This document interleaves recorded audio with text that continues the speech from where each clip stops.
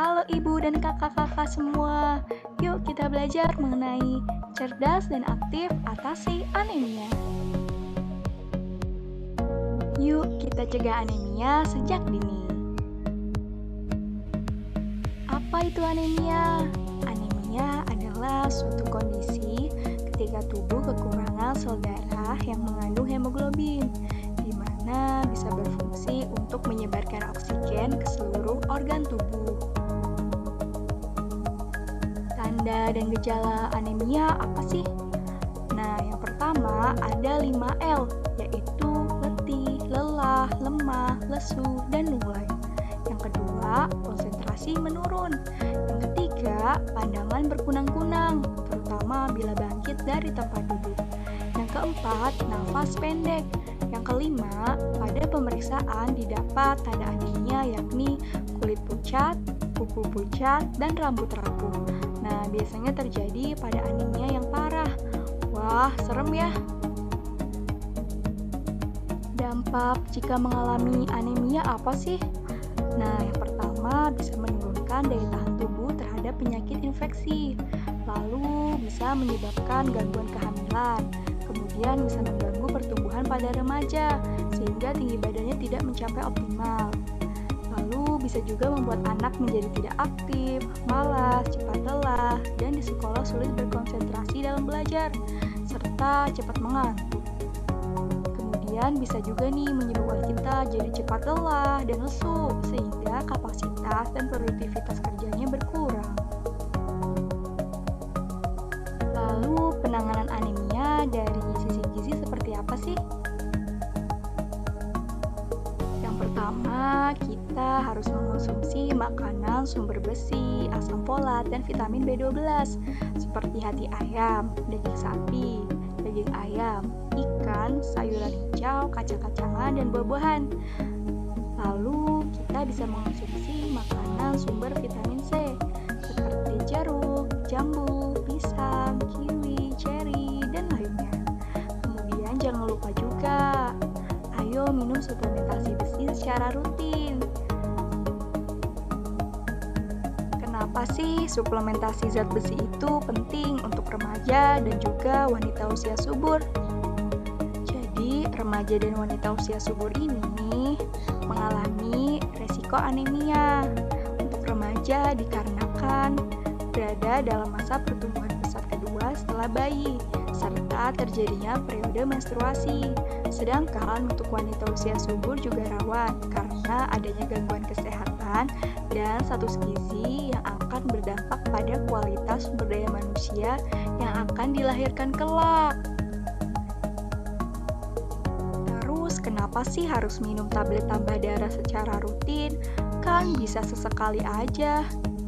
Nah, minum tablet tambah darah secara teratur ini bisa bermanfaat karena dapat mengatasi 5L, yaitu lesu, letih, lemah, lalai, dan lelah, serta meningkatkan daya tahan tubuh pada remaja dan wanita usia subur yang mengonsumsi tablet tambah darah secara rutin.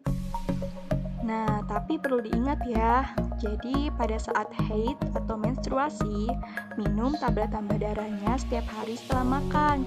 Tapi jika tidak sedang haid atau menstruasi, tablet tambah darah bisa diminum 1 tablet per minggu.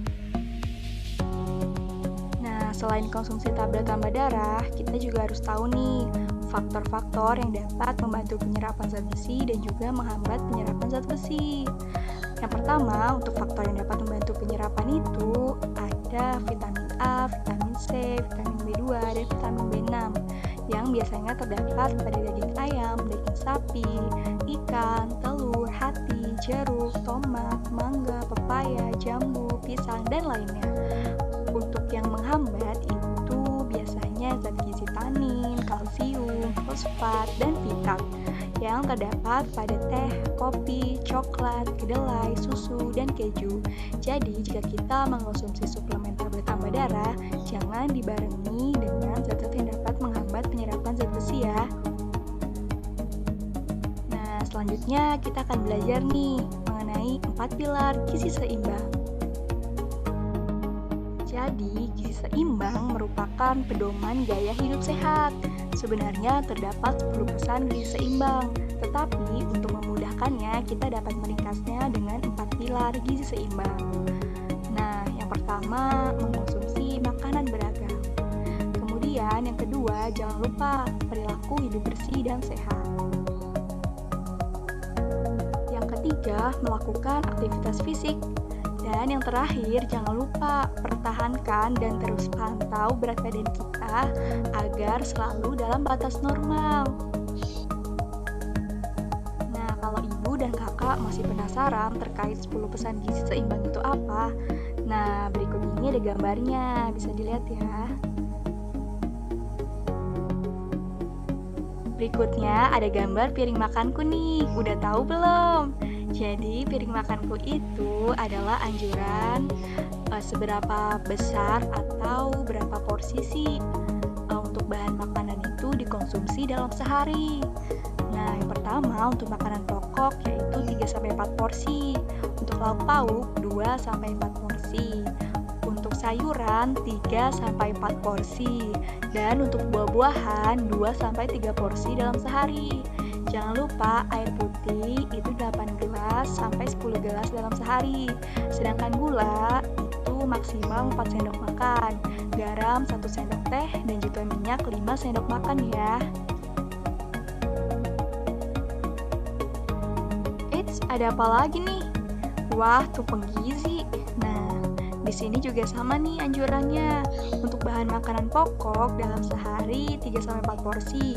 Sayuran 3-4 porsi, buah 2-3 porsi, lauk pauk 2-3 porsi, air 8 gelas, dan jangan lupa batasi garam, gula, dan minyak. Nah, kemudian di bawah sini ada anjuran juga nih untuk memantau berat badan, untuk melakukan aktivitas fisik, dan juga hidup bersih. Nah, setelah bahas tentang gizi seimbang nih, kita beralih ya ke kadar gizi. Apa itu kadar gizi? Jadi, keluarga sadar gizi merupakan keluarga yang berperilaku gizi seimbang, kemudian mampu mengenali dan mengatasi masalah gizi anggota keluarganya. Nah, udah paham belum? Kalau belum paham, berikut ini ada contoh perilaku kadar gizi nih. Yang pertama, memantau berat badan secara teratur. Yang kedua, makan beraneka ragam. Yang ketiga, mengonsumsi garam beriodium. Yang keempat, memberikan ASI eksklusif pada bayi sampai usia 6 bulan. Yang kelima, mendapatkan dan memberikan suplementasi gizi, salah satunya tablet tambah darah. Nah, setelah bosan bahas yang serius-serius terus, di sini kita berikan nih kreasi menu bahan pangan lokal yang ada di Ngawi. Wah, penasaran gak nih? Yuk kita simak bersama. Nah, yang pertama ada puding dari daun kelor. Ternyata daun kelor itu bisa dibikin makanan juga kan? Menarik bukan? Tapi jangan khawatir, jika tidak ada daun kelor, bisa diganti dengan pisang, ubi, mangga, dan bahan lainnya. Nah, berikut ini ada bahan dan alat yang digunakan dalam membuat puding daun kelor.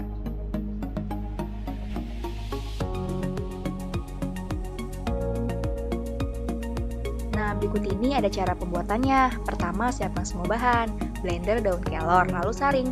Kemudian campur agar-agar, gula pasir, telur, susu kental manis, air, jus daun kelor, dan santan. Kemudian aduk, lalu masak hingga mendidih di atas kompor dengan api kecil. Kemudian aduk terus dengan pelan di atas kompor. Lalu matikan kompor, hilangkan uap panasnya. Kemudian tuang di cetakan dan simpan dalam kulkas lalu sajikan. Nah, yang kedua ada dadar gulung, mawar, ubi ungu. Namanya menarik bukan? Mawar dan ubi ungu. Kayak gimana tuh? Nah, ini bentuknya. Dan di sini ada bahan dan juga alat yang digunakan untuk membuat dadar gulung, mawar, ubi ungu.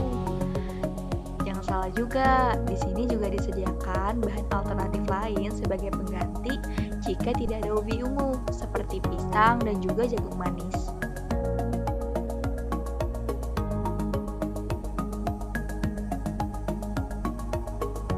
Nah, di sini ada cara pembuatannya juga nih. Bisa dilihat ya. Nah, berikutnya ada dimsum tempe lele. Wah, tempe sama lele bisa jadi makanan restoran, cemilan-cemilan mahal gitu deh. Nah, kalau mau tahu cara bikinnya, di sini ada bahan dan juga alat yang digunakan untuk membuat dimsum tempe lele. Eits, jangan salah juga. Di sini juga ada bahan alternatif yang bisa digunakan sebagai pengganti, seperti ayam, tahu, dan juga jenis ikan lainnya. Nah, di sini ada cara pembuatannya nih. Kayaknya sih gampang nih, Bu. Bisa dicoba di rumah. Wah, nggak terasa ya, udah selesai nih pembelajaran hari ini. Terima kasih kepada ibu dan juga kakak-kakak semua. Semoga ilmu yang tadi sudah dijelaskan bisa bermanfaat untuk kedepannya.